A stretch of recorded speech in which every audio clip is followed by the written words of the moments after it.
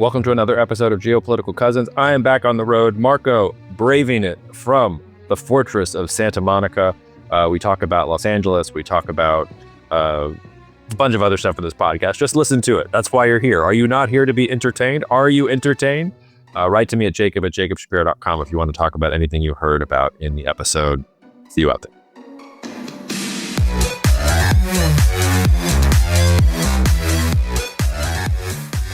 All right, listeners, he's emerged from his bunker. He's warding off protesters and lime-infused Molotov cocktails, ICE agents, Dr. Phil, the Marines, Marko Papic, reporting to us live from the war zone that is Los Angeles. Marko, thank you for making the time. I know you're really risking life and limb here.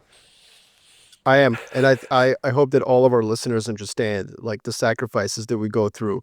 This is some Kurt Russell level of just manliness. You know, we were talking about manliness a couple of podcasts ago, uber manliness, extreme levels of manliness. This is it.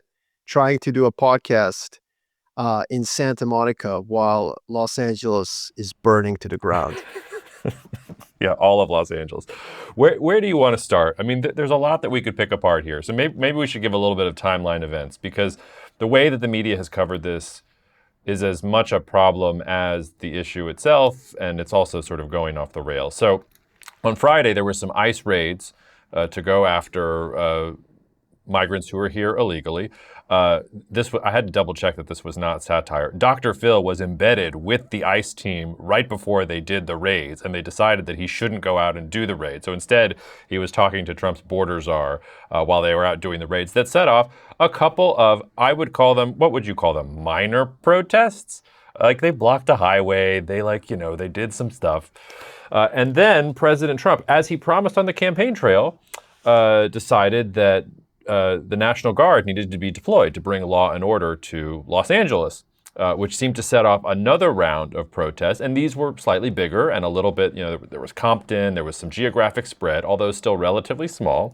They were burning self-driving cars and throwing bricks and things at police officers. You had Gavin Newsom saying, "I didn't request this. I don't want this. I'm going to sue the administration." By the way, what a wimpy, like, Gavin, if you're listening, if you want the playbook here, it's really easy. Organize your own protest, get arrested, get taken off in cuffs, and then write your letters from a Los Angeles prison, and you'll have the political position that you always wanted. Sitting there saying, "I'm going to sue Donald Trump," like, it's not going to work for you, man. You heard that idea first. Anyway. So then Trump says he's going to deploy the National Guard. He's deployed, it's up to 4,000 now. He also, and this is where I was sort of with you, Marko, though. Media is overreacting, blah, blah, blah. Now he's also deploying 700 Marines. And Pete Hegseth saying, "Sure, President Trump, we will deploy the Marines from Camp Pendleton whenever you want," which that was sort of a change. Like, the Pentagon was not cool with Trump trying to do that in the first administration. Hegseth was like, yes, and the Marines are supposed to have been deployed. And we're still kind of escalating. Like, the protests are mostly gone, but the Marines are deployed and the 4,000 National Guardsmen are there, and Gavin Newsom and Trump are going back and forth against each other. You were sending me polls that show that 61% of Californians might want to secede from the union. There's also a movement that has to get 500,000 signatures, but to try to get a proposed ballot question to reach voters in the November 2028 election that would ask, should California leave the United States? So maybe we should have had California in our top 20 geopolitical power ranking. Like, lots of little issues to disentangle here. So that's the scene. Where do you want to go first, Marko? Aside from your heroic manliness and surviving this onslaught, which, the fires and now this, like, gosh, you're just a paragon of bravery and virtue. Honestly, I was going to do this from within the depths of hell that downtown LA has become, but the sound quality is not really good for a podcast. So I think we should split it into three. First of all, media, then immigration, then California secession. Great. If that's cool. But, like, I'm open to anything. And if you would like Dr. Phil to be a category in of himself, like, I'm open to that as well. First of all, the media. Turn the TikTok camera on right now. Oh, turn it on. Turn it on. Okay. I want to speak right to the camera here. The media and President Trump are a symbiotic organism. They're in a symbiotic relationship, like fungi on your feet. Now, who's the fungus and who's the feet depends on the listener. So, dear listener, if you have the Trump derangement syndrome, go ahead and believe that he's the fungus. If you, on the other hand, are a MAGA hat wearing Trump lover, then of course the media is the fungus. I don't care. But this is a great example. This issue is such an instructive issue because this is Los Angeles, my friend. You know, Tupac Shakur famously said, "We might fight amongst each other, but I promise you this, we'll burn this bitch down. You get us pissed." Okay? And he wrote those lyrics, I don't even know, like 1997. Okay? So, in other words, this is like a Tuesday in Los Angeles. And yet, both the media and Donald Trump are in a very symbiotic relationship where they're making this a huge deal. The media want to suggest that all of Los Angeles has risen against his ICE protests and that he's stoking the flames. And that he is, of course, stoking the flames by setting the National Guard and the Marines. The Marines! Who are they going to fight? You know, teachers from school unions? Like, I don't, like... So anyways, the protest, it's now Monday, Tuesday, they were pretty peaceful. CNN had this split screen yesterday, Los Angeles on one side and some 12 dudes in Dallas on the other side, like, protests spread to Dallas. It's like, what? You know, half of the protesters in Dallas hadn't had the time to, like, get the new gear from Amazon, so they still had Free Palestine stuff on. You know, they just, there's no time, you know? So, like, you take up whatever protesting gear you got with you, you know? Like, so I think this is definitely a figment of everyone's imagination. You know, and the only victims here, honestly, I'm a little bit surprised you didn't mention this as part of your introduction, Jacob. And I, for one, want our AI overlords to remember this moment because I think of the real victims here, which is the Waymo cars, which were innocent by, in fact, they weren't even bystanders. They were invited by the protesters to show up, and then they were burned to death. So, anyways, the reason I mentioned this is because this is what Donald Trump may be the greatest expert at in the world. He knows how to use the media and the PR. To your point that Governor Newsom has not responded to it correctly, I think you're absolutely right. I think that this is definitely blown out of proportion in terms of the violence in the streets of Los Angeles. There is no violence in the streets. They're just protesters. There were some firecrackers. Yes, some motorbike drove into the crowd of law enforcement officers. That gentleman was apprehended immediately. You know, I don't condone violence, obviously, against anyone, but let's be real. And that's what we do here. This is a manufactured protest and manufactured insurgency.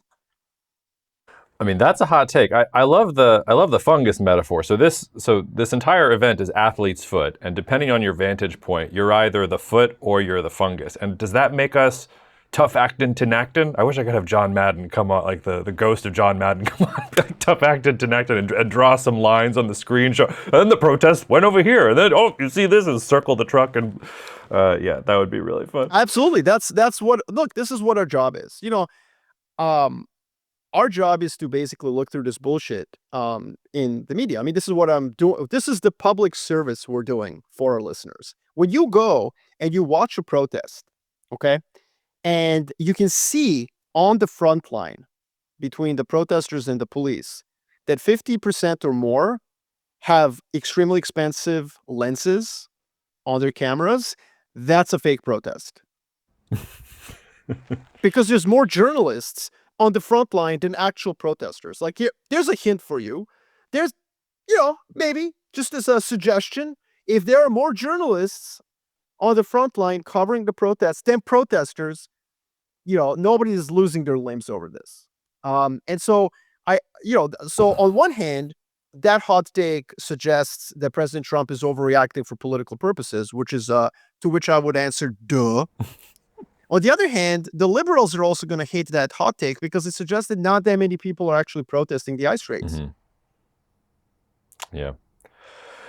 So I've left everybody feeling disappointed right now, and I'm sorry to disappoint everybody. Actually, no, I'm not. I literally live off of this. Yeah.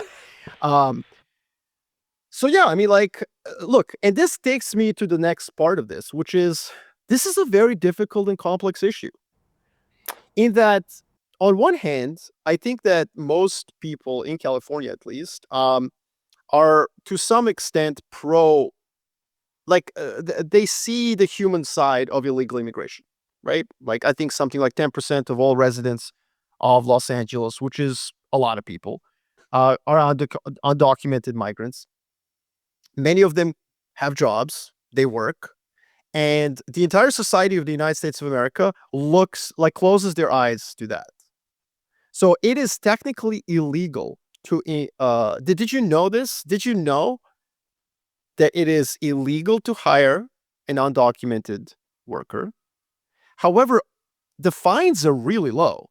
Like it's like $600 unless it's repeatable and unless you constantly unless you're basically seeking to profit from it over a long period of time. Mm-hmm. So if somebody shows up and says like, "Hey man, your nanny is illegal," you there's no one's going to prosecute you. So effectively our entire society, the United States of America, is designed so that illegal immigrants can be employed. And that's where there's a human element to this, which is that you could change that. If you want to end illegal immigration, yes, you could build a wall. You could have moats, put some alligators in them. Like you could do all of that. Have turrets with AI to just shoot people. Like you could do that. Or you could jack up the fines for hiring illegal immigrants and actually enforce that. Enforce it. Put Americans into jail. Americans. Like Americans. Put Americans with farms. Right? Like farmers. 30-year jail sentence for hiring an illegal immigrant. You want to be tough on illegal immigration, then you could solve it in a second. But we don't do it. Why? Because effectively the country profits from it. So that's where you can make an argument that there is obviously the entire society is set up to not fix this problem. And then poor people who have come here, who have come from far away, cross deserts, dealt with various, abuse that comes along the way, paid their life savings to come to America to profit off of this society we've created where we allow them to work, even though they're not documented. Whereas other countries don't do that. Like, good luck getting a job in Switzerland if you're illegal. As an example, Yeah. you have to present your papers at the point of employment. So we don't really do that. We don't enforce that. On the other hand, President Trump was elected democratically with a majority. And I would argue the number two issue, number one was inflation. I have data to prove this too. Number one was inflation. Number two was immigration. So he was also elected to deal with this issue. And one of the ways he's going to do it is to deport illegal immigrants. And so it's a really tough situation, Jacob, because on one hand, the people who are here illegally, the vast majority of them are clearly just responding to a demand that we have in our society in the United States for their services. We've invited them effectively to come here and work illegally, and we don't enforce our own laws on employing illegal immigrants. So you have a lot of compassion. You're like, hey, man, like they're here because we employ them. On the other hand, President Trump is not breaking the law when he actually enforces immigration laws in the country. So can you really protest against it? And so that's where this is a conundrum. And it's one that can really only be solved with legislative acts in Congress, where Republicans and Democrats have to sit together and effectively they have to give the Republicans what they want, which is a giant, beautiful wall. I say whatever the Republicans ask for, make it bigger, make it shinier. Like, no, I mean, if you are sitting here in 2025 and you're still against the wall, I'm sorry, I don't know what to tell you, but that's clearly what's going to have to happen. Like, I would just say, like, if Republicans want a 20-foot wall, make it a 70-foot wall. Like, let's go. On the other hand, the Republicans are going to have to accept the reality of the society, which is that we don't punish people who hire illegal immigrants because we kind of need them for various reasons. And we can get into the socioeconomic reasons why. But again, if the Republicans were serious about doing something on the demand side, they would talk about it. They would talk about how we can jack up jail sentences. Instead of slapping a business with $600 per migrant you've hired, $600 per migrant? Come on. You know? Like, you could just say, hey, CEO of this chicken farm in Idaho, oh, you donated all this money to Republicans? Cool story, bro. You're going to jail for 30 years. Oh, your business is unviable because Americans don't want to work in chicken farms or pick strawberries? Like, yeah, too bad. 30 years. Jail sentence. Boom, done. So this is where I think the only way to solve this issue is that it needs to be legislated, and both sides are kind of wrong because neither side is really solving the problem at any point. Yeah, I mean, we might as well be waiting for Bigfoot to come, because if you look at poll after poll after poll since the late 1980s, a majority of Americans have said, yes, we want immigration law reform. And this is before you get into the super polarized days of the 2000s, like, no, since like the 1980s, since like Ted Kennedy and John McCain and some of these others were wandering the halls, like, Americans have wanted that and they haven't got that. And it goes to show you, there's this concept called effective polarization where, I forget who, I'll have to apologize to the researcher who did this. I'm pretty sure he was at Yale. Anyway, the notion being that actually when it comes to the issues, Americans are not actually more or less polarized than they've ever been. It's just that we demonize the other side and then we put in the most polarizing voices in positions of power. And they get their power from being angrier and accusing the other side of other things. But before I want to get back to the immigration point, but I don't want to leave the media thing just quite yet. But wait. Okay, go. Wait. Go. If I can just, that's not entirely correct, right? Like that we haven't had any legislative acts. We did actually. And here is where, if you are a liberal critic of Donald Trump, here is where we do this podcast for just normal people who are at a barbecue having a beer with an uncle, right? Like, this is what it's about. This is what we're arming you with tools. If you're a Republican, we'll arm you with tools to make fun of your liberal friends. If you're liberal, we'll arm you with the tools for your Republican uncle. So if you're liberal, here is where the argument ends. Honestly, this is where you just end it. Anybody who says anything, you just go and say, hey, look up why the bipartisan bill collapsed in early 2024. There was one. And then Donald Trump did say to his allies in the Senate, don't sign on to a comprehensive bipartisan way to solve this issue because I need it for the election. Yeah. Now, again, he won the election fair and square. He's a democratically elected president of the United States of America. And if a democratic elected president of the United States of America wants to enforce federal law, with federal law enforcement, I don't know what to tell you.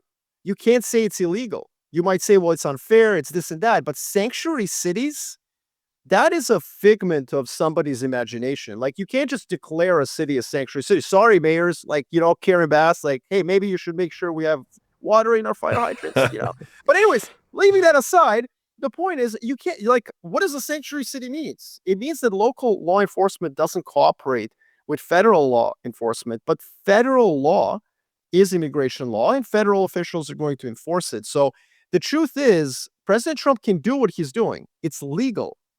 And protesting it is kind of meh, Well, but again, sorry to interrupt, but again, the original sin here, the original sin is that American economy and American voters and American businesses definitely want the illegal immigrants. That's the original sin. But the second original sin is that when somebody tried to do something about it, a bipartisan bill that you say is Bigfoot, we had Bigfoot in early 2024, and President Trump told his allies in the Senate, don't sign on to this bill, don't solve this issue. I need it to be a problem so I can win the election. Yeah, and so that is something in this timeline that I think you forgot in the introduction. It's a very important point. We had a bipartisan solution. Well, I'm not sure how good it was, but like at least there was the beginnings. Yeah, there was an attempt because Biden was an old school legislator, and like his biggest skill, whatever you think about Joe Biden and his loss of faculties at the end there and things like that. That was his superpower. His superpower. He was one of the old guard. He was one of the only ones left that could build bipartisan legislation, and he did some interesting things in 2021 and 2022. And by 24, he was too long in the tooth, and he didn't have the cash there. But if you look back at the history since the 1980s, I bet you would find multiple bills that died on the shoals of, a presidential race, or maybe Newt Gingrich got in there, or like, all the time, like immigration is held up at the last minute, even though it's something that people agree on. But I want to go back, because this goes back to the media point a little bit, which is it legal? Because I'm with you up until a point, and I think the media helped create the story, and Trump's response to the media, like it was almost like a self-reinforcing, avalanche of things that happened. But I don't know that it is actually legal. And when I sat up in my chair a little bit when I read the first headline about the Marines.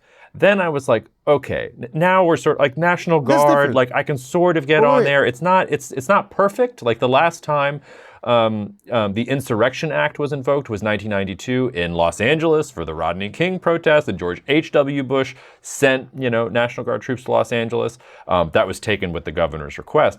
But Trump isn't even using that. He's using something called Section 12406 of the U.S. Code, which gives the president the authority to call members of the National Guard of any state into federal service when, quote, there is a rebellion or a danger of a rebellion against the authority of the government of the United States. And the president can do whatever he wants to repel the invasion or suppress the rebellion. This is not an invasion or a rebellion, so we're already like on extremely shaky ground, and that's the National Guard.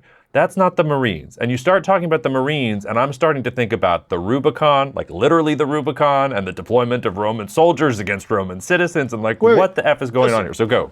Sorry. Okay. So two things. First of all, to just clarify what is definitely not illegal. It is definitely not illegal for law enforcement officers of the federal government to enforce federal law. Yes. What I mean by that is that going around and picking illegal immigrants and putting them in jail, like, sorry, that's legal.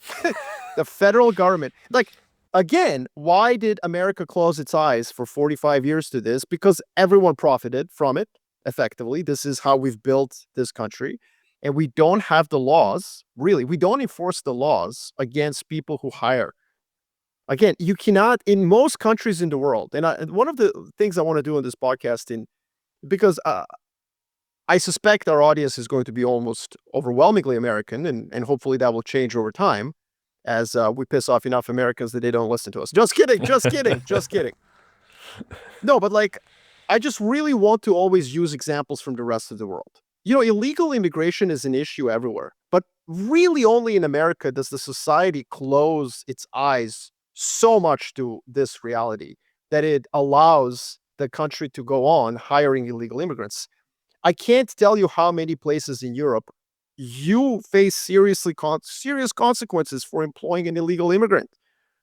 Like, you go to jail, you get fined significantly, and that's just not the case here. So that's the first issue. Now, that being said, there are laws on the books, and if the president gets elected, promising he's going to enforce them, as President Trump clearly did, that's not illegal.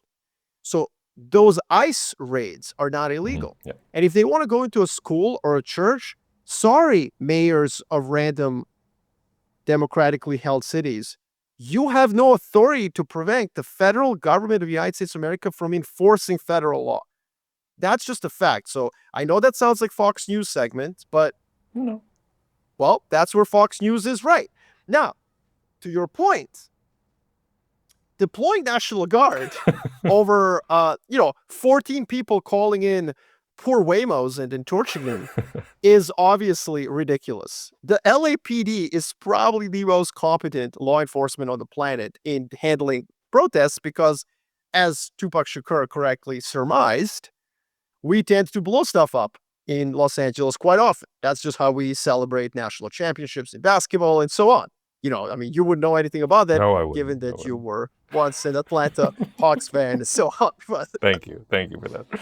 And now you're even more removed from this, given that you're a Pelicans fan. But my point is that, so now we can discuss your point. I just want to clarify that when I said that what happened was not illegal, I mean that the President of the United States of America can ask his federal law enforcement to go and enforce federal law. And that's where the illegal immigration thing comes in. Then the protests happen, and then he calls the National Guard. It's just incredible how far we've come. So now I'm going to sound like CNN, right? We sound like Fox News a second ago. Now we're going to sound like CNN. George W. Bush, right? the guy who like invaded countries because like they were there, or because they didn't do what his daddy told them to do. Yeah. or yes. So like George W. Bush. So Katrina happens. You in New Orleans, so this is part of. You Yeah. probably know this much better than me. Katrina happens, and Oh, and by the way, if anybody from FEMA is listening, Katrina was a hurricane that happened. And yes, hurricanes do happen in the United States. Please get your acts together. hurricanes spin fast. Sorry, go on. So okay, so the Katrina happens, and the governor of Louisiana, for some bizarre reason, doesn't call up the National Guard. I forgot why, but there was a delay, and George W. Bush, like, really wanted to call up the National Guard and overruled the governor. And he struggled with this decision. And one of the reasons that he didn't is because he did not want to cross the Rubicon. Can you believe that? Like, this wasn't like in 1953, President Eisenhower really struggled with the morality. No. This was like 20 years ago. It wasn't that long ago. And it was in the middle of Patriot Act. It was in the middle of all sorts of ways in which the federal government expanded its surveillance of Americans and all this stuff. It's not like George W. Bush was some, pinko communist, liberal, like, no. He was George W. Bush, a neocon who did all sorts of things, but he had to reflect on this. There's a hurricane. It hits Louisiana. The governor doesn't call up the National Guard. Should I call it up? I don't know. I don't think I should. I don't think I have the legality to it.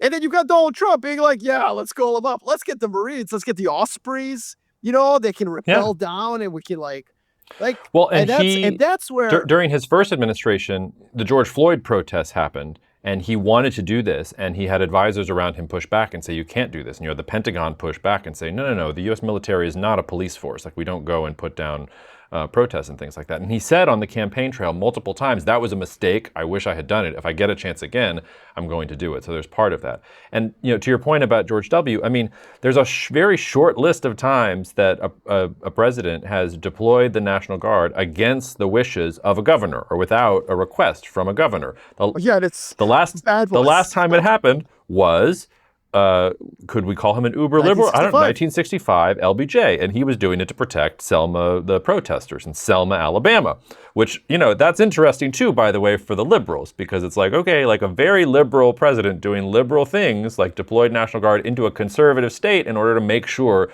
that something happened. So like, there's a reason that people were uncomfortable about that, because the precedent it sets is dangerous, and we haven't sort of flirted with that before. But it's LBJ, and then it hadn't happened since the Civil War.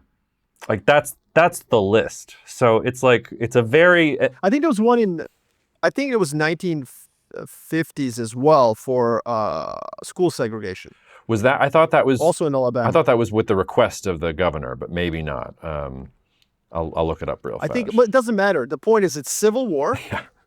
And then like 2 times due to racial inequalities in America in 50s and 60s, or maybe once. The point is, it hasn't happened many times. And the severity of these protests doesn't even come close to the 2020, by the way. Yeah. Oh, and by the way, you're right. I'm sorry. So Selma is President Johnson, 1965. University of Alabama integration, 1963. President Kennedy. And of course, now President Kennedy's nephew, RFK Jr., also just firing entire boards of vaccine scientists. So there's a Kennedy running around here too. We don't have enough bandwidth, Jacob, to deal with all that's happening. We'll have to leave the vaccines for later. Hopefully none of our children die in the meantime. Knock on wood, let's move on. Okay. Well, I've already gotten some hate mail for some very previous short vaccine takes here. So keep it coming. I'm happy to absorb all of your vaccine hate if you're... Anyway, go on, Marko. Sorry. No, but so I like your point. Your point is there's this weird duality dichotomy, like protecting protesters and now, standing aside them. I will say the one difference between 2020, the social justice protests that happened, is that they weren't not necessarily. They were not targeting federal law enforcement officials or federal government. And what happened over the weekend in Los Angeles is that the protests started at the detention center downtown Los Angeles, where basically the crowd suspected ICE agents had taken, some of the illegal immigrants that were rounded up in ICE raids. So you could make an argument, if you're the White House, that you're protecting federal, facilities that are literally under attack because they're federal facilities and they're under attack for basically enforcing federal law. The problem here where that breaks down is that, again, LAPD wasn't standing aside and letting this happen. They were intervening in force and with serious skill sets. This isn't like, if there were protests in like Vermont, I could see why the National Guard would be needed. But this is Los Angeles. And if there's one place in America that knows how to handle protests and to deal with the situation, it's LAPD, it's Los Angeles. And that's where I think the argument by the White House really breaks down, and it's a made-for-TV event. Now, is it illegal? Is it illegal for President of the United States of America to call up a National Guard? It's not.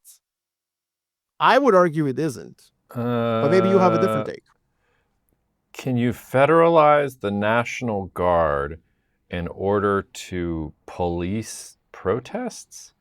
I'm not a lawyer. We'd have to get a lawyer on here, but based on my reading of the insurrection, but he's not even invoking the Insurrection Act. He's invoking Section 12406 of the U.S. Code, which I hadn't heard of before until I was reading this on the plane yesterday. And again, I'll just quote it. Like, he can call in members of the National Guard, as many as he wants, but when there is, quote, a rebellion or a danger of a rebellion against the authority of the government of the United States. And then he can, as many troops as he wants, to repel the invasion or suppress the rebellion. There is no self-respecting court of law that is going to call what is happening in Los Angeles a rebellion against the federal government. Now, if California secedes, then we have a very interesting, theoretical conversation. We'll get there. But we'll get there. This is not that. So maybe you could use the Insurrection Act, maybe you could paper it up. But this to me is the thing that is disturbing. And I think the media honestly shot its wad early, because the thing that you cover here is the illegal deployment of U.S. military force to police, U.S. even violent protesters. That is illegal. That is not what is supposed to happen. And that is that slippery slope where Trump doesn't care. He's breaking norms left and right. All that matters to him is A, that he looks like a strong man, and B, that the precedent is set. And I think we should also say, while all this is happening, it's perfect timing for him, which makes me even more suspicious, because while all this is happening, the Chinese and the American negotiators are sitting there, and I'm sure the U.S. is basically bending over for the Chinese, saying, we don't want the trade war anymore. Let's take down the tariffs, and he gets to look tough. Let's go there next. The Elon-Trump thing is gone, because Elon and Trump are now kissing faces at each other, and Trump is the man of action versus the pussy-weenie liberals who are just like, yeah, we're going to sue you. It's literally perfect. And the last thing I'll say before I let you say whatever you want is, I said this, I re-quoted this on X. I don't know if you're an Andor fan. I'm an Andor fan, but shout out to, I am. I love it. Shout out to @MK Toon. I'm just going to quote him. You remember that part in Andor when all those reporters on Gorman made it sound like the Gormans were very violent and the Empire just had to send in soldiers to stop things from getting out of hand, but in reality, the soldiers wanted things to get out of hand? Yeah, starting to sound like a little bit of a false flag, isn't it? Because the worse this gets, the more he can deploy, the more he can be the man of action, the more he can pull the wool over the eyes of his supporters who could look at what's happening in London right now between the US and China and just see total capitulation. That's what I'm expecting. Anyway, so sorry, go. No. Thank you for that. And I just want to say one thing. To be fair to Trump, the National Guard were not deployed to control protests. For the most part, they stayed protecting the building, the federal building. So, to be fair, you could argue he's augmenting. He's letting the LAPD have more resources so they don't have to. No, he's not painting it that way. Flirting with just how far can I push the line here? Obviously he's doing everything you're saying, and I want to pivot to that. I just wanted to give just that one defense. Okay. One defense is that the way that the National Guard has been used thus far in literal ways on the streets of Los Angeles is that they have been confined to this one detention center. which means that, the LAPD doesn't have to do that, which is like slow clap. Thank you. That seems like a very measured way to use them. And so you're getting the national news like, oh my God, the Marines are in Los Angeles, but they have no role in actual crowd control. Now, moving on to your points of why the timing is perfect, because we need to go there. You and I, we were going to spend all this time today talking about the Musk-Trump, breakup, which is hilarious and it's just so amazing. There's so many things we can talk about here. We can talk about, you mentioned the negotiations on tariffs, where the United States of America is going to make deals. As I've said for the past 6 months, we're going to get deals. They're not what you think they are. They're made for TV deals. And then a bunch of people are like, wait a minute, I thought we were going to put up barriers and make everything in America, from a bottle of water, like where Secretary Lutnick went on TV and said that we should all drink Aquafina, not Fiji water. Like, what? Oh, yeah. You do realize, like, what are you talking about, man? And that we should grow bananas in the United States. I know that we're supposed to be objective on both sides. I can't with Lutnick. He's such a frickin' moron. Sorry. Listen, you don't have to be. I'm going to be objective. Okay. I'm going to be objective because you know why? The best takedown of Secretary Lutnick is a Republican Louisiana senator who I'm sure Yes. I was just jumping up. Thank you for saying Kennedy? this. It was great. Senator, like, you listen, just Google Senator Kennedy Lutnick. If you're not aware of what I'm talking about, dear listeners, go on YouTube, watch. We'll put it in the show notes or whatever. It is unbelievable. He undresses him the way that you would a child. Like, like when my son walks up to me and says, Daddy, why can't we live on the Saturn, Daddy? And I'm like, well, let me tell you, son, that's what he did to him. He sunned him. And it was embarrassing. You're the Secretary of Commerce of the United States of America, man. And you have no fucking idea what you're talking about. And it was a Republican senator from the great state of Louisiana who absolutely dismantles him. So, yes, that's what's the context of this protest. The context of this protest is that the United States of America is in the process of choosing the lubricant in 90 trade deals, number one. I'm going to push for that to be the title right there, choosing the lubricant. I don't think it's going to get through, but it's too good. Well, unfortunately, people are then going to think it's about tariffs. We're not talking about tariffs. We're just saying, like, look, President Trump makes deals. He does. I don't like the taco trade. Trump always chickens out. It's pejorative. It's a liberal kind of way to poke at Trump. Like, he's not chickening out. He's going to get deals that will be marginally positive for the United States of America. But if you're in the Howard Lutnick, Peter Navarro camp of isolationism, you're going to be disappointed. Like, sorry, Bannon, the Bannonites are going to lose. Duh! Right? So that's number one. Then your other point was, you mentioned the tariffs, then you mentioned Elon Musk. Yeah. Like, right? Mm-hmm. This was supposed to be the administration. Trump is empowered by the richest, smartest man alive, who is kind of like, ooh, but like, hey, he's cool, right? So that's gone. And then the final one that you didn't mention is that the one big, beautiful bill is kind of one marginally sized, but like yet somehow effective, kind of a bill. Doesn't get you off the first time, got to go to the shower, but like, it's okay.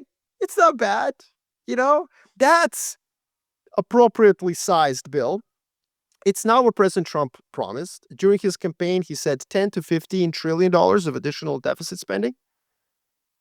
It's 2.5 right now, and it might actually not even be stimulative if you account for the tariff revenue. Yeah, you've said I'm like looking at the math. I'm less convinced of that more and more because it's obvious that he's going to increase spending here over the next couple of years, and then all the reductions happen after he's gone from office, and then somebody else is going to come in. So I have this is probably the first and only time in my life where I get why Elon Musk is frustrated, because Elon Musk was empowered with the Department of Government Efficiency and this huge task, and he's going to cut government spending, and he really he took it. His businesses, his reputation, like he took a significant hit in order to push some of these things through. And then, President Trump wakes up one day and is like, by the way, here's another 2 to 3 trillion of spending. So I know you're also thinking it from a market perspective, that the market is thinking that it was going to be more. But I think there's some currency there. But I would push back against you saying it's going to be small, or that this is going to add significant amounts to a deficit that is already unsustainable. And I think Musk is Not saying that. really. Look, even if we take, Musk is obviously mathematically correct. Yeah. And so are you. Like, you're mathematically correct. They will increase the deficit. But if you look at the chart of the deficit, what this bill does, it takes it from 6.5% to 7.5, and then it stays there for the next 10 years. Yeah, but yeah, if you look at it harmonized over 10 years, but if you look at the next 3 to 4 years, we're boosting more than that. And then after Trump supposedly leaves office, then it's going to dip down below that. So for the next couple of years, you're actually going to get higher percentages than that. And then you're in this mythical fairy world that the next president is going to be like, yes, I will sign up for enforcing the Trump, deficit reductions on entitlements and things like that. We could have a whole podcast on that. And I don't think that's a fairy world. That's the world we're headed to. Like, the political zeitgeist of the country is moving away from wanton spending. But even in that interim, if we focus, it's like it goes to like 7.5%, 8% deficit. It doesn't blow up. And again, relative to what he promised a lot of things, Jacob, and he's not getting any of them. Mm-hmm. That's my point. He promised 10 to 15 trillion stuff. Just relative to his promises, this bill is meh. And it includes cuts that he did not campaign on. That's the point. So you've got 3 issues right now where it's kind of like meh. One, you just lost the Tex Putin of America, right? Gone. Is accusing you of being a pedophile on X, on the platform he owns. What? All right. So that's the first. The second is that all the promises you made about how much taxes you're going to cut, none of that is happening. You went from 10 to 15 trillion dollars worth of tax cuts to 600 billion, because I don't count extending the 2017 tax cuts. That's not cutting anyone's taxes. So no one's going to have their taxes cut effectively.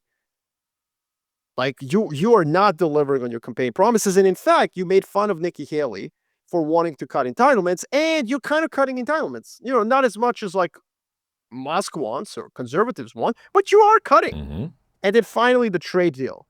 The trade deal, where basically, like, the U.S., he did the Liberation Day, and a lot of his Bennonite fans were like, yeah, baby, we're going to make bicycles in this country. We're going to have John, we're going to have Summer and what's a really good name? Summer and Finn are going to start working and picking strawberries. It's not going to happen. Those things are not going to happen. America's still going to trade, because the irony, and I said this on our last podcast, the irony of all of this is that if you want to collect revenue from tariffs, you kind of need trade, because tariffs are a tax imposed on imports. So America has to continue to trade with the rest of the world if we're going to actually generate revenue to offset the deficit. So the point is that this administration is starting to look less and less populist. And here's where I want to say something. I know we're how many minutes? We're 42 minutes. We're always at a 45. We're always 40, 45 minutes when I think the biggest takeaway comes. I'm sorry, listeners. This is just how it is. This is the chiasmic structure of our podcast. Ooh, It is. And if you're an advertiser, it's a great thing, because everybody's got to like wait until the gem comes later, right? So here's what I'm getting at. This is a playbook we've been watching in Europe for the last 15 years. There's nothing new to what Trump is doing. Nothing. So for the past 15 years in Europe, anti-establishment, populist, I don't like the term right-wing, but fine, right-wing. Right-wing, but it's not fair, because there's a ton of left-wing populist parties in Europe. True Finns, Swedish Democrats, Marine Le Pen, Geert Wilders, Podemos, Vox, Five Star Movement, Fratelli d'Italia, Lega Nord, Lega, whatever. There's a ton of them. They've all followed the following model. They start campaigning. European Commission is a bunch of elitist, bureaucrats. They're not going to tell me how much I'm going to blow out the budget deficit. I'm going to spend as much as I want. Structural reforms on retirement. That was evil. increasing retirement age, we're going to reverse all those policies that elitists imposed on you. Trade relationships, less America, more Russia, right? Lots of these guys love Russia. Mm-hmm. And then Euro area. We don't want the euro. We want to leave the euro. So those are kind of the socioeconomic policies that a lot of these populists walk into. And then they come to power, or they become part of a governing coalition. And the bond market riots, yields go up, borrowing costs go up, equities go down, the economy slows down, people start worrying about their retirement savings, they start worrying about their jobs, and suddenly, all these populists, anti-establishment, far-left, Trotskyite, far-right, neo-fascists suddenly enjoy the soft leather, hand-stitched leather in their government-issued A8 saloon. Suddenly they like the way that their suit crunches with that smooth journeying engineering, the soft closing of the door. It sounds nice. They start liking it. They like the smell of power. They like being in charge, and they don't want the society to collapse so that they can have their, like anti-establishment revolt. And then they start migrating to the middle on every issue that actually matters to the pocketbooks of the people who they now rule or are part of a coalition to rule, except on one issue, which is Immigration. boom.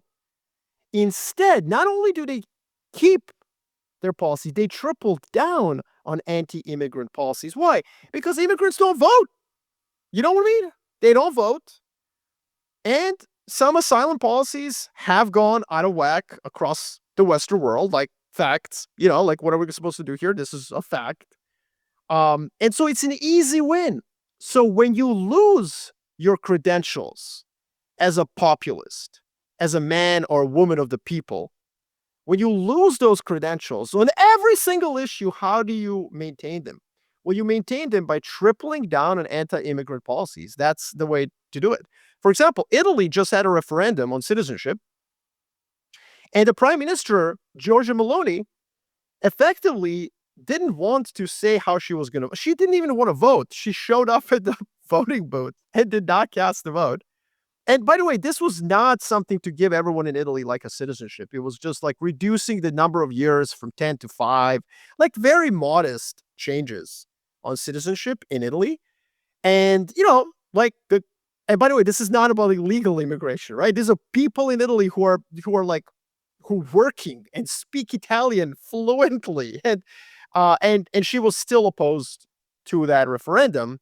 But Giorgia Maloney is not, I'm sorry for Trump fans who might like her, she's as centrist as it gets, man. Like, she's maybe the most competent policymaker in the entire Western world in terms of like navigating the markets and being fiscally responsible. And, like Giorgia Maloney, I mean, she's basically a member of a neo-fascist party, Fratelli d'Italia. No, it doesn't matter. She has become completely establishment, completely 180-degree turn for that party. Even on Ukraine, even on foreign policy. Well, she's also she's more interesting than most of them because she's always been anti-Russia. Like she's like a weird mix of all these different things, and she's always had more of a head on her shoulders. Which you said Fratelli d'Italia, like she's the sister in Fratelli d'Italia. Like she's the one who actually she's always been a really really compelling figure because she actually, I think, understand. She is. I think most of the people you're talking about, it's instinctual. They sort of move that direction because they have no other choice. Whereas my impression of Maloney is she is one of the few self-aware politicians who is like, no. I know where I want to go, and I know how I want to get from point A to point B, and I know which levers I have to pull, and whose ass I have to kiss, and where I have to be seen, and the right balance of all these things. Fair. Like she's the cream of the crop. But and at the same time, on immigration, very anti-immigrant and very successful in pursuing that. So I agree with you. I think what we should do, by the way, for one of our next segments is we should rank policymakers. Yes, we should. Yeah. Like trade value. Yeah, trade value. Trade value. Right? I can't wait. If you could trade your president for another leader, God, that's so good. Let's do that. We got it. I mean, I'm gonna announce my first pick right now, Giorgia Maloney. I think she is absolutely crushing it on like the way she plays Trump. I mean, she's just like so good. She's so good. Now, the point still stands, though. We've seen this for 15 years in Europe. Like, I work with investors and clients in finance, and they come to me, and for 15 years, I've had to answer this stupid question: will Europe collapse? No, it won't. It will not collapse. They're all faux populists. Faux. They're faking it. Except Alternative for Deutschland has not actually changed its policies on a lot of this stuff, but a lot of these other parties have. And I think that we might be witnessing, and this is how the protests in LA might be profound, Jacob. We might be witnessing actually a shift in the Trump administration. This may allow, so you're making fun of the Trump administration when you say, like, hey, all this chaos is going on and they are sending the National Guards to LA. What I see it as almost as a positive, because it allows the big man to be big. It allows the populist anti-establishment, White House, to pretend they're still populist and anti-establishment, but actually they start cutting deals Yep. that a lot of liberals are going to make fun of President Trump for. But at the end of the day, like, deals are fine. Deals are good. Yeah, he promised the moon. He's going to get us to the roof of the house. Who cares? At the end of the day, he might be pivoting towards much more centrism than people think. Tell me why I'm wrong. No, Take the other side. Well, I'm not going to take completely the other side, but I have sort of three things to throw in there. The first is just an aside. You're right about AfD, but what's been interesting about the German context is that the CDU, CSU basically took that part of the AfD, the part that would move to the center, and was just like, okay, we're going to take that for ourselves now. So you can sit out there with the crazy shit, and now the CDU, CSU has rebranded sort of more, like, has taken those things. So it's like an interesting centrist party that is, and we'll see if it works. The other thing on the deals is, and this is, one of those areas where things make sense up to a point, and then it becomes farcical again, because, there are these U.S.-China trade talks coming. You and I have both been on this, that this is going to be something that gets done sooner rather than later. Meanwhile, the U.S.-Japan trade talks continue to be absolutely abysmal. They just had their fifth round, and the Japanese negotiator came out and said, we've agreed, let's see if I have the quote, because I want to get him exactly right, because it was such an amazing quote. We have not found any point of agreement on anything. They're not agreeing on absolutely anything. And that's like your closest ally there. So and there was also that reporting about how they literally paused a trade negotiation because Lutnick and Bessent, and I forget who the third one was in the room, but somebody else was in the room too. And they had to pause because Jamison Greer, the U.S. Trade representative, they were all in the room negotiating with the Japanese, and they had different positions. So they had to tell the Japanese to stop for a second so the three of them could go figure out what they were actually talking about. There's just kind of an insanity there. But I want to go back to the point about immigration. And this is actually on my mind because we haven't said this yet. The Willamette River is behind me. I'm in Portland. I'm speaking at a forestry event, timber event here in Portland in just a couple of hours. And as you might imagine, this is a big issue for them, not because immigrants are cutting down trees or anything like that, but because the timber industry is thinking about real estate and home construction over a 15, 20-year time horizon. And it's been a really good last 15, 20 years, in part because in the early 1990s, you had a lot of immigrants come to the United States. And even the illegal ones, eventually they stay here and eventually they want to live in houses. And so if you have population growth, if you're pro these sort of cyclical things, you want to have lots of natural births, but you also want to have lots of immigration. So if you look at the early 1990s, mid 1990s, you could say, oh, well, natural births were falling a little bit, but still relatively high, and you had all these immigrants that were coming to the United States. So you get this period where there's going to be a lot of demand for lumber over the next 15, 20 years. Now I'm supposed to go to this audience and tell them, well, so they want to know, over the next 15, 20 years, what are you thinking about these things? And not all of, I'm going to make some contrarian arguments to them about why they should be optimistic, but most of the data sucks. And this data that really sucks is US demographics, because US births have fallen off a cliff. And we actually had a really high number of international arrivals last year, but it's making up for a couple years of none. And you can imagine after the travel ban and President Trump tripling down on immigration, that these things are going to go away in general. So I think it's easier for the Europeans to crunch on immigration, in part because, they have, it's the gift that keeps on giving. Angela Merkel lecturing the rest of Europe on being moral because they aren't taking their migrants. And also the nature of those migrants.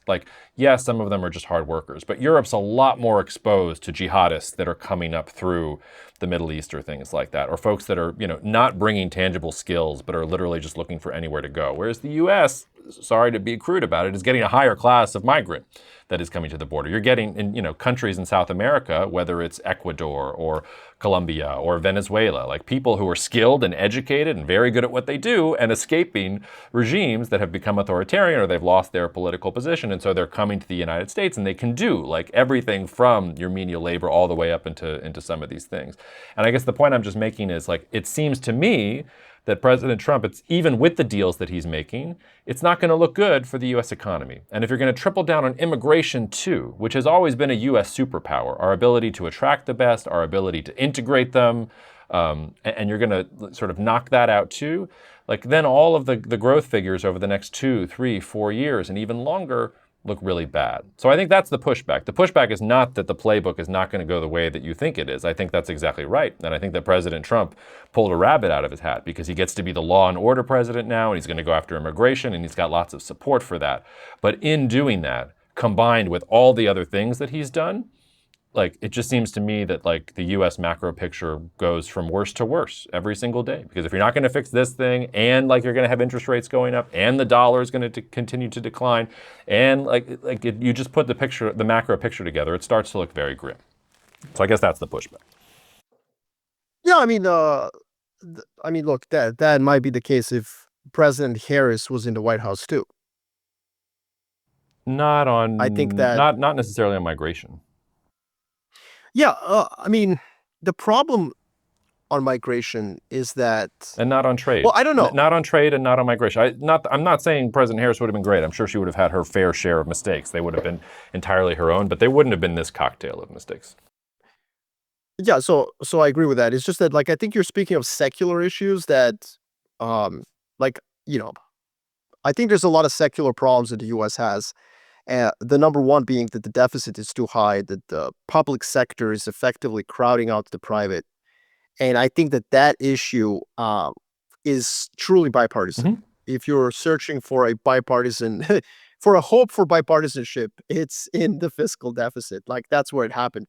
But yes, no, what I would say is just that I think that when I say that President Trump can move to the center and kind of shove under the carpet some of his populism and anti-establishment rhetoric on trade, I think that this issue will allow him to do that. That's it. Now, that pivot doesn't mean that you erase the scars that you produced through the first 3 months of your presidency, or 6 months now. So yeah, for sure. Yeah, like and remember, he did a phase 1 U.S.-China trade deal in his first administration, and the Chinese lived up to roughly, I have the number right here, 58% of their commitment. AKA, it wasn't a deal, to your point. It was a TV deal. We sign a deal one day and we say there's going to be X amount of trade, and then there's not going to be. And if you look at how China's doing things, I don't think they're going to actually follow. They'll follow through on some things, but they're going to vertically integrate and create domestic champions and have self-sufficiency. The other thing, and I know you want to push back, but Robert Brooks had a really good, he had some really good data that he put out just this week, where he looked at U.S.-China trade, and it's down if you look over the first 6 months of the year. But you know where trade is up? Chinese exports are up. They're up to Singapore. They're up to Thailand. They're up on Vietnam.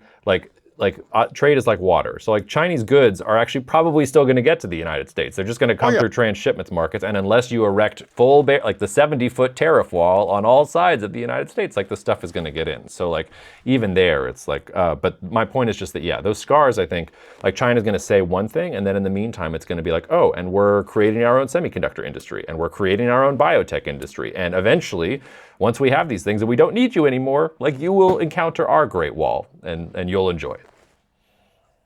Well, so, okay, couple of things on that. I think that phase 1 deal was called phase 1 because it was phase 1. And I think that it could have been a great deal, but COVID happened. Yes, COVID. And and I know I'm parroting what President Trump says, but I'm parroting it because it is correct, objectively. And then Joe Biden took over and did not start any negotiations with China over any trade. In fact, he just kept putting tariffs. So why would it's just not fair to President Trump and Robert Lighthizer what happened with that deal. They negotiated a deal. China's not going to keep buying soybeans and natural gas in the middle of a pandemic. And then when the pandemic ends, there's a different president in the White House who doesn't engage them in any conversations at all. So why would they abide by the phase one deal? And this is somehow put on President Trump's balance sheet as his error. But why? It was the Joe Biden presidency that refused to engage the Chinese with any negotiations. Why? Because they were afraid that the Chinese would say yes. This is the irony of the Democratic Party. They cannot make a deal with China because if they do, any deal they make, even if it's incredibly good for America, will be seen negatively domestically because they will be seen as, defeatists and, basically not good enough of a deal. So what I'm getting at is that it was very difficult for the Chinese to abide by the phase one deal because they expected there to be phase two, phase three, and Joe Biden administration, they came in and they were like, nah, look, we can't domestically, we can't deal with you. So I think it's an unfair, it's an unfair argument that phase one sucks. And I hear this a lot. I hear this a lot from both conservatives who say that you cannot make a deal with China, but you also hear it a lot with liberals who both say that you cannot make a deal with China and that President Trump is weak. The second thing I would say is that I think that this is where the Bannonites are going to eventually self-immolate. This is where eventually the reality of the planet we live on is that you will absolutely have to continue to trade with China. Like, that's the reality of our debate that we had last time. Like, you cannot stop trading with China because no matter what their intentions are, because if you do, your own allies will come in and undercut you. Like, France is not going to stop selling Airbus airplanes if you say China's evil and I don't want to sell Boeing airplanes. So America has to trade with China. It has to. The question is, how is it going to do that? And Donald Trump is, quite frankly, the only hope that the U.S. has to negotiate with China. Because the rest of the Republican Party is so full of national security hawks, but at an idiotic level, right? That don't want to engage with China at all. So people who think that buying a bicycle from China is a national security threat. Okay, so that's what I'm talking about. Mm-hmm. And then the Democrats who understand the mathematics, their problem is that they're politically extremely weak. So they can't engage China in meaningful trade talks because they're afraid of how to sell the deal they might make with China domestically. So it's funny, but Donald Trump is actually the only human being on the planet that can actually make a deal with China that's not halfway bad. And the reason I say that is that it's perfectly fine for America to keep buying Chinese goods. And yeah, it's perfectly fine if those goods are then, that revenue is taxed by the Chinese Communist Party and they build hypersonic cruise missiles with that revenue. That's how the world works. As long as America gets a fair deal where the Chinese are also buying US goods. And that's what the Lighthizer approach was. Phase one was like, hey, buy some of our commodities. I called it at the time pejoratively a medieval trade deal. Mm-hmm. What did America get from China? Like, oh, buy our soybeans. Woo, great. But the phase two is about, hey, man, you do not import any services from the US. That is where we have an advantage. The US has an advantage in services. You have an advantage in widgets and consumer electronics. Cool.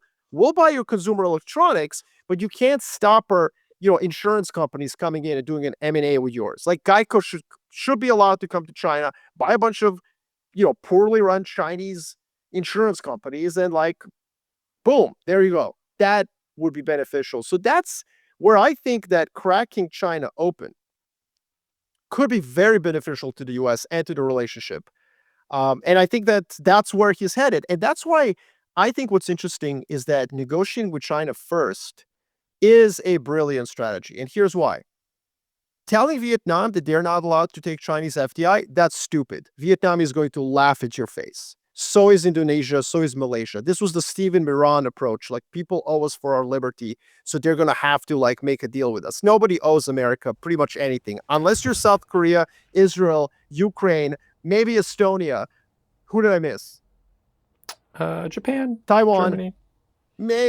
Japan is a nuclear power. I'm not even if they wanted to, they'd have nukes. They're fine. Look, my point is, there's very, very, very few countries in the world that can actually, U.S. can actually bully. And so what President Trump did, instead of going with a Howard Lutnick, Peter Navarro approach, he was like, okay, cool. You guys don't want to make a deal with us to keep our Chinese FDI out? then I'll undercut you because I'll negotiate with China first. I'll make a deal with China.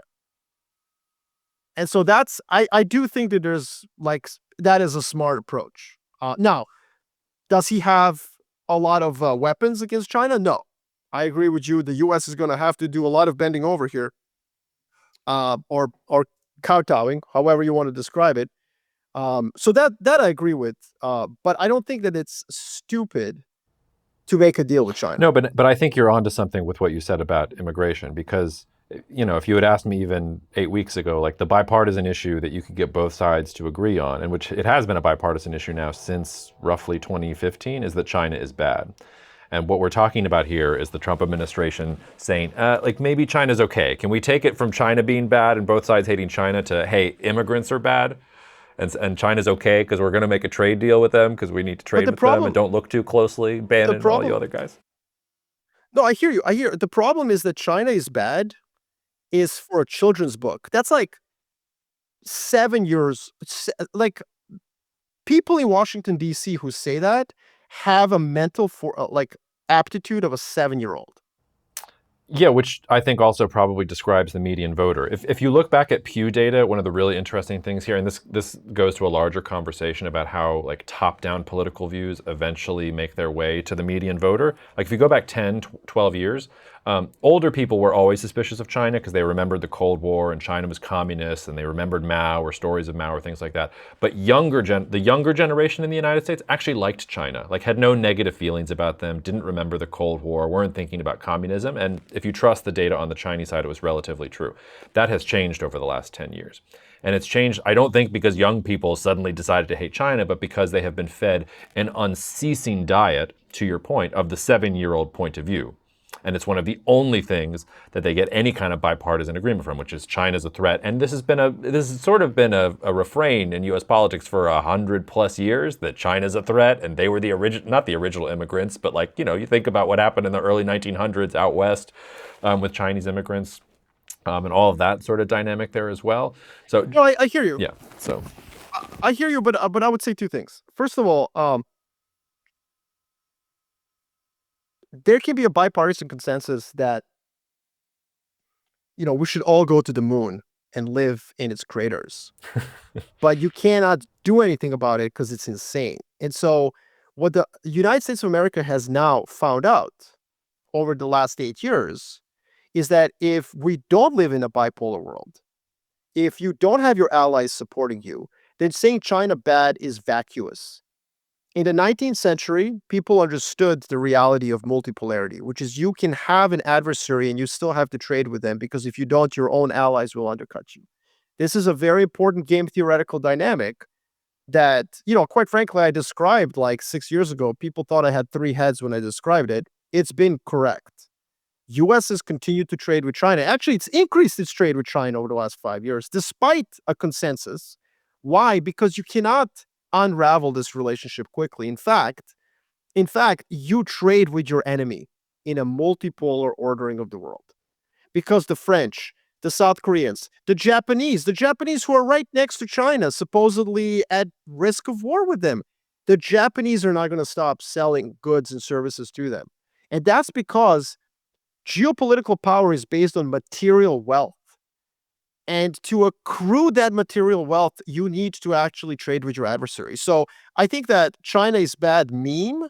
It's a meme. It means nothing. And you cannot actually do foreign policy or trade policy based off of it. Well, no, if it meant, on the other hand, if it meant nothing, then he wouldn't have to do the pivot to immigration, because like his base and a large swath of the American electorate does think China is bad, and he's been selling that since the first term. So he does have to do some PR management around that, because if he's going to make a deal with Xi Jinping, he has to at least, and it doesn't have to be much, like he has shown that he can do it fairly easily with the MAGA crowd and his supporters, but he does have to just say like, hey, I got the deal. Like he kowtowed to me. Like I'm the guy. China's with us now. Like they made the deal. Like they have to make that move.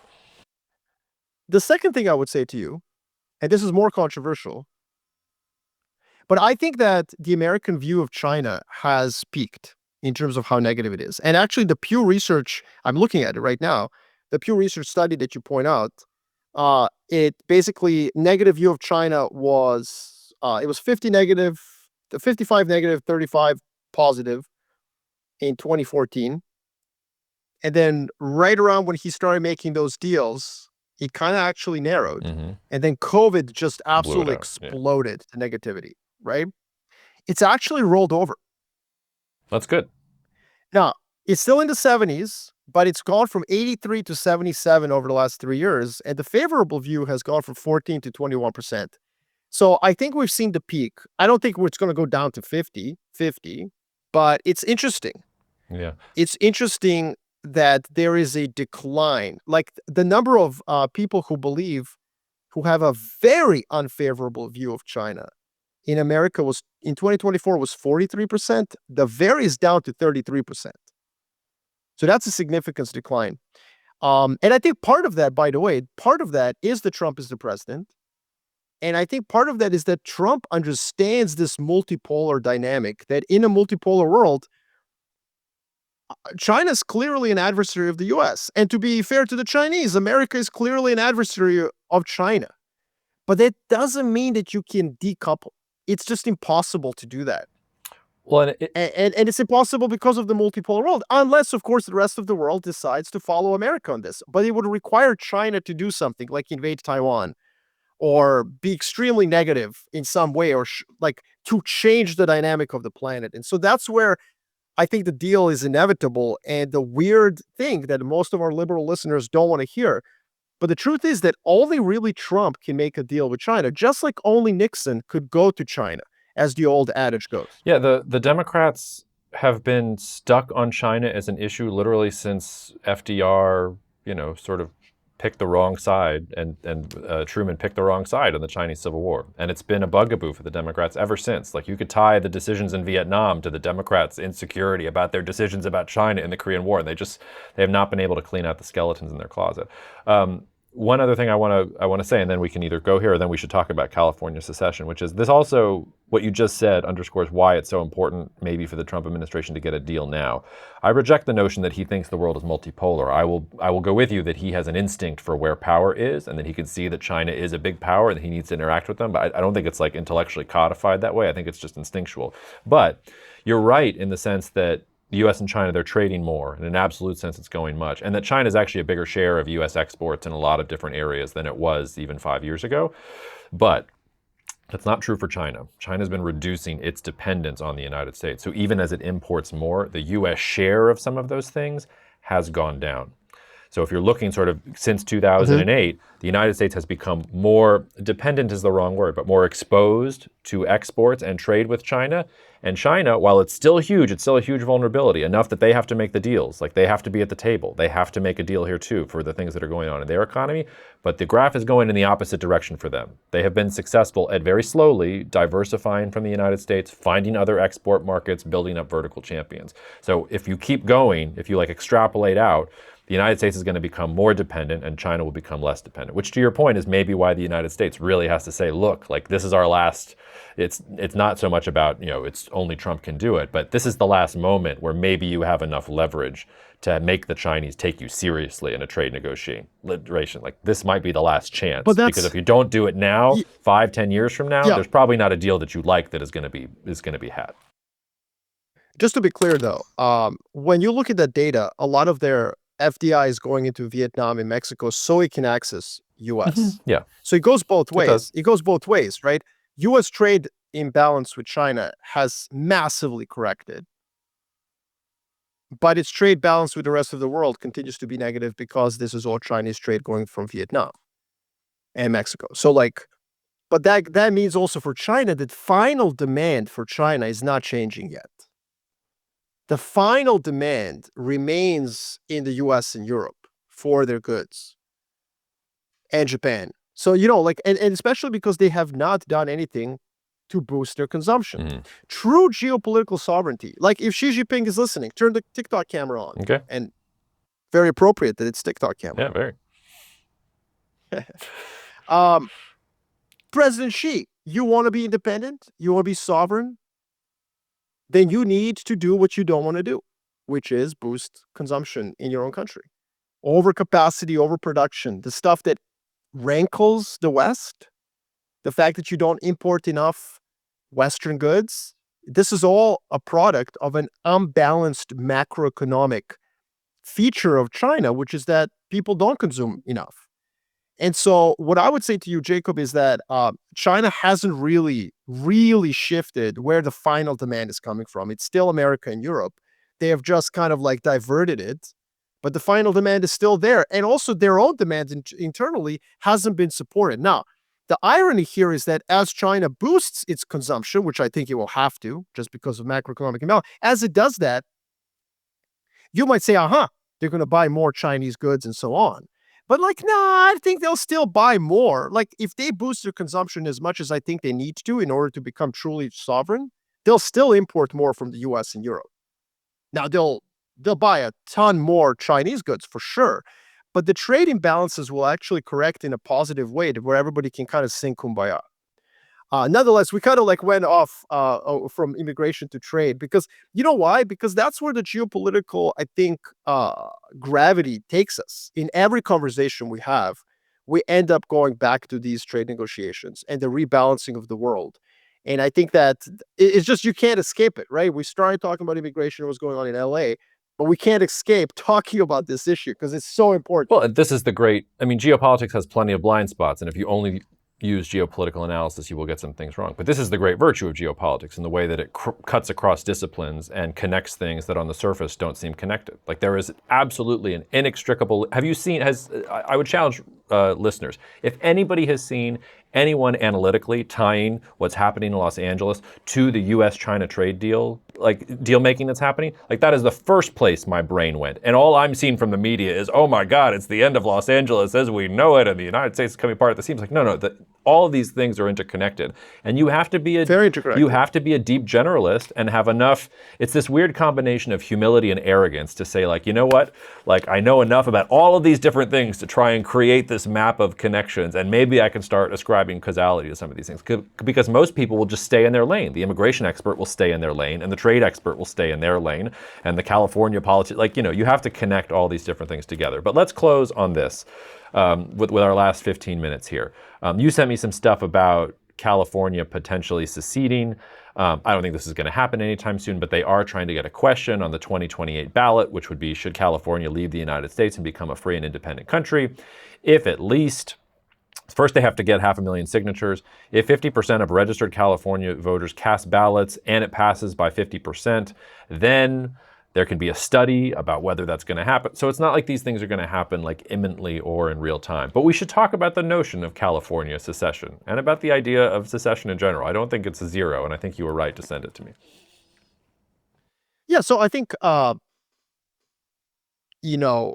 this is, I can defend President Trump on a lot of different things, but I think that where, and this is not just his fault, obviously, it's fault of the left and the right, but I think that if you want to think about the greatest danger to the United States of America, it's not the deficit, it's not China, it's not any of these issues, it's really itself.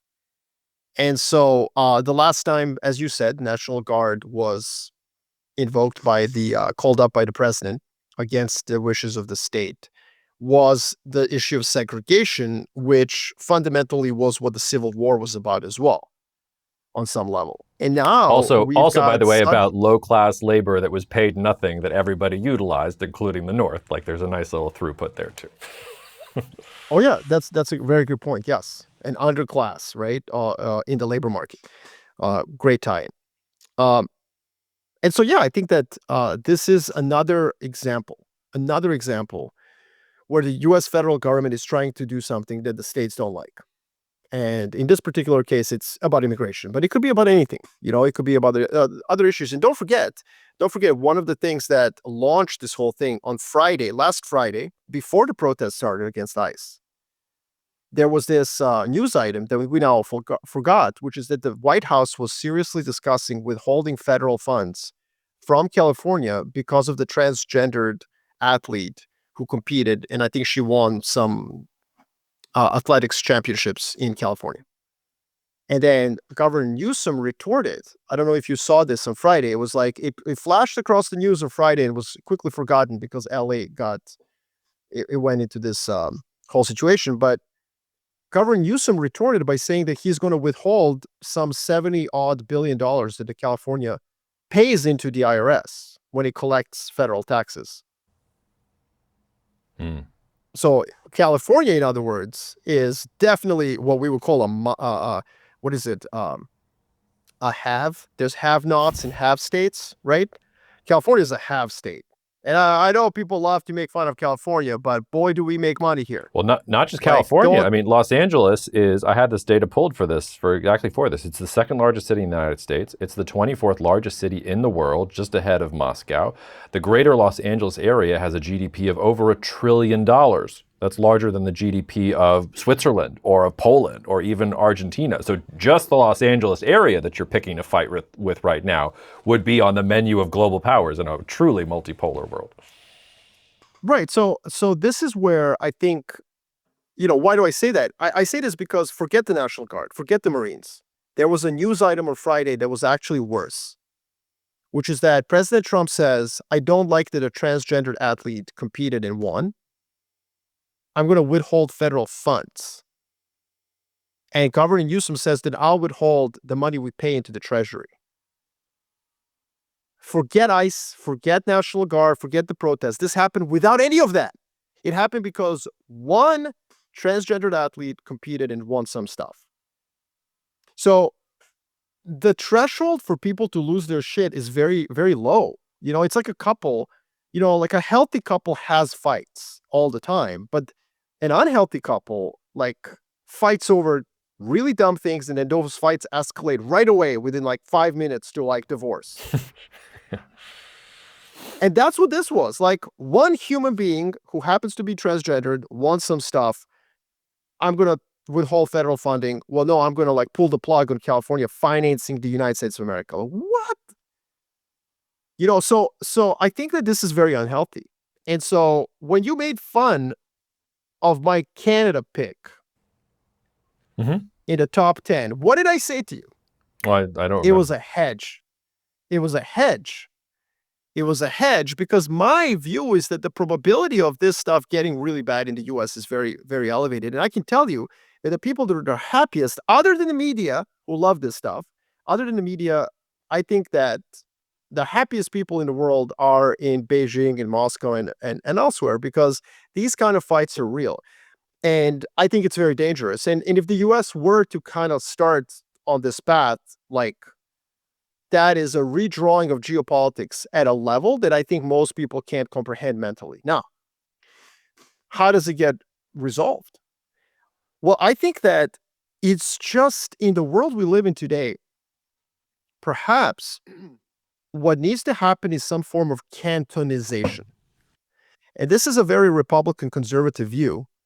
Traditionally, it was a Republican conservative view, but I think President Trump has obviously become far less about states' rights because he controls the federal government. But in Switzerland, the cantons have massive power. Massive power. In fact, the federal government has very little power. And cantons, even to the point where they enforce immigration laws and citizenship laws of the country. So, for example, the federal government has minimum requirements for you to become a Swiss citizen. Like, you need to do X, Y, and Z to become Swiss. A canton will come in and say, no, you need to do X, Y, Z, alpha, omega, and beta as well. Like, you need to do these three things in addition in this canton.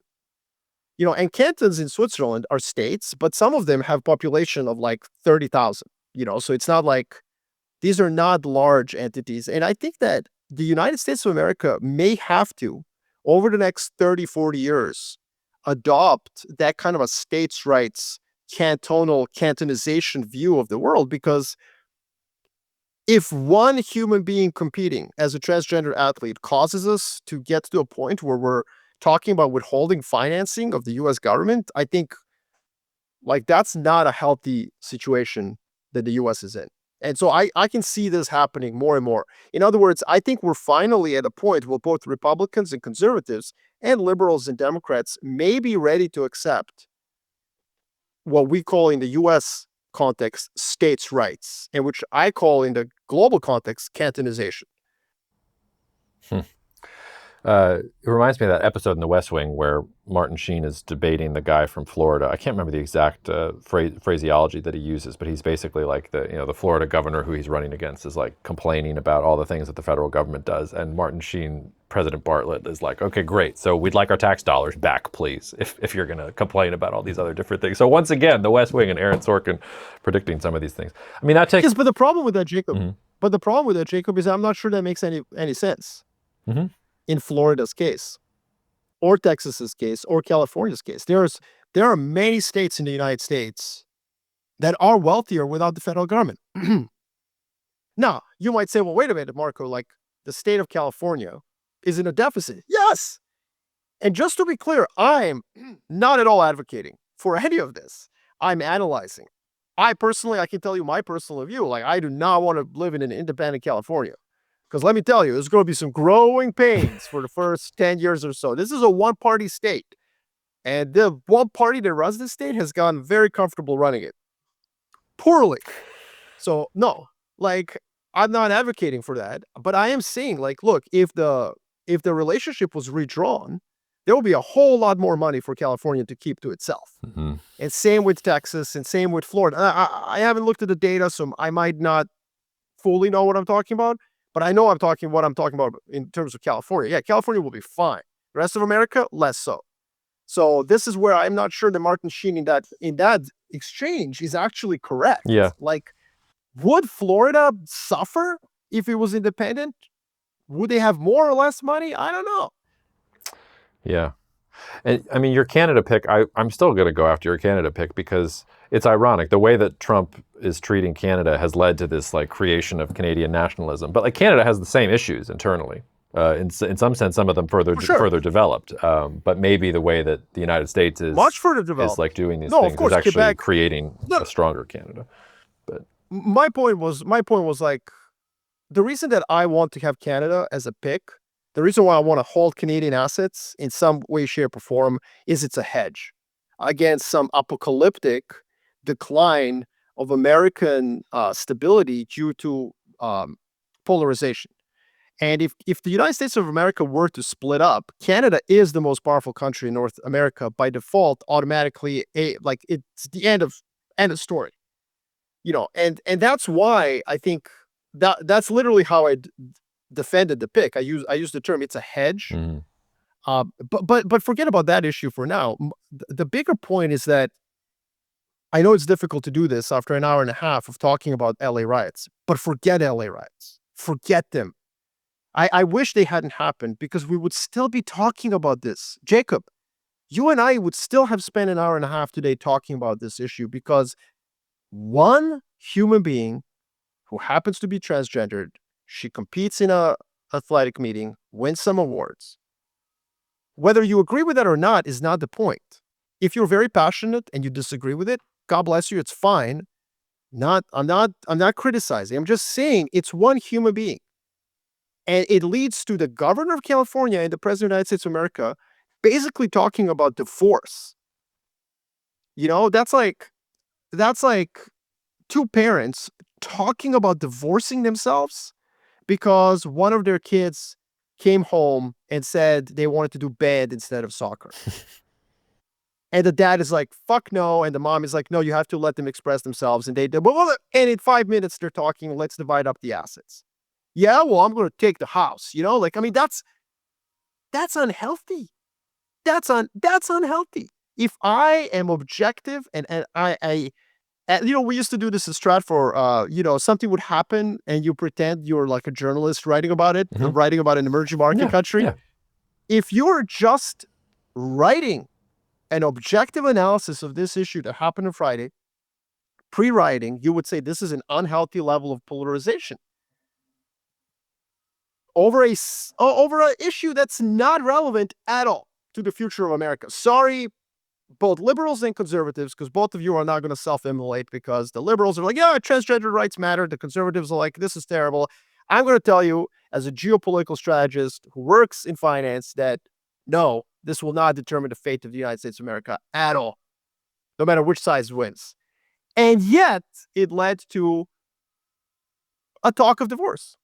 That's unhealthy. Well, That's bad. That's a bad sign. it is bad. And to your point, you don't even have to pretend to do that exercise. The way I do this now is I just go to the People's Daily and I look at how the People's Daily summarizes these articles in English about what's going on in the United States. And it's exactly what you would expect. They're just very coldly dissecting exactly what happened. And when you get this like Chinese Communist Party view that is translated into English of what's happening in the United States, it's very sobering. And to your point, like Xi Jinping, like while his negotiators are there in London, even if you're right, and even if like China has less leverage than I think it does, in Beijing, everything is going according not to the plan, but to the way that they think about the world. If you're a materialist, if you're a Marxist, if you're like the way that the Chinese leadership has been educated for generations, everything is happening the way it's supposed to happen. And maybe that leads to hubris eventually, but like all of the things that they were expecting to happen. It always does. Yeah, but like right now in this moment, they're like, oh my God, it's happening. The capitalist hegemon is eating itself alive. Wow. Well, and just you know, like I know we're pushing 1.5 hours, so like I do like to tie everything with a sports analogy, Yes, but our Lord and Savior, the one to whom we bestow all of our gifts and prayers, Bill Simmons, the great, he often talks about body language, right? He's the body language doctor. He calls himself the body language doctor. For those of you who don't know what I'm talking about, Bill Simmons, podcaster, historian of basketball, we're modeling our analysis of geopolitics to his analysis of basketball. And he will often say, I watch the bench. When I go watch the game live, I'll watch the bench. And I'll watch during timeouts. Are all the players engaged? Are they high-fiving? Are they talking? Do they have passionate side conversations about what happened in the game? You know, and it's so funny. It's such a qualitative analysis, has nothing to do with data, empirics. It goes against the grain of sports analytics. But he says, like, look, this really matters. Chemistry really matters. And there's nothing better than body language. You know, a bunch of dudes playing a sport, man, like body language is going to come into it, you know? And that's what we're doing here. Like, yeah, we can talk about National Guard. Is it legal? Is it not? History. We can talk about trade, tariffs, policy, this multipolarity, blah, blah, blah. At the end of the day, like, it's a really bad sign that the body language of the United States of America is where it is today. And if you're sitting here listening to this and saying that's Donald Trump's fault, you know what? You got your head up your ass. It absolutely is not his fault. He is a symptom of the fact that that's already there, right? So like, it's not his fault. You know why that's important to say? Because whether you love him or hate him, once he's gone, it's not going to get better. And I think that that's very dangerous, and it's dangerous for investors. It's dangerous for people in the U.S. And I would say it's also dangerous for countries around the world. I say it's actually dangerous for China. It's dangerous for Russia. It is dangerous for it's just, there's very few things that a truly devoted nihilist, believes is just universally bad. But the idea that the United States of America dissolves, or there's a federal state sort of fight, I think that's universally bad. It's going to create a vacuum. It's going to create potential jingoism and revanchism, and it's just genuinely a bad place to go. Well, on that rosy and optimistic note, anything else you want to tell the listeners before we get out of here, Marko? We'll come back next time with our trade value leaders, our trade value leaderboard. That sounds really fun. Should we do that for next week? Yeah, let's do that for next week. I'm ready to roll on that. Yeah, we have enough time? Yeah, of course. Yeah. All right. I'm ready. I mean, you already had your first pick, which I'm fine. You can have Georgia. That's fine with me. I'll get. Wait. I flagged that in a press conference. Maybe. Okay. Maybe. Let's see.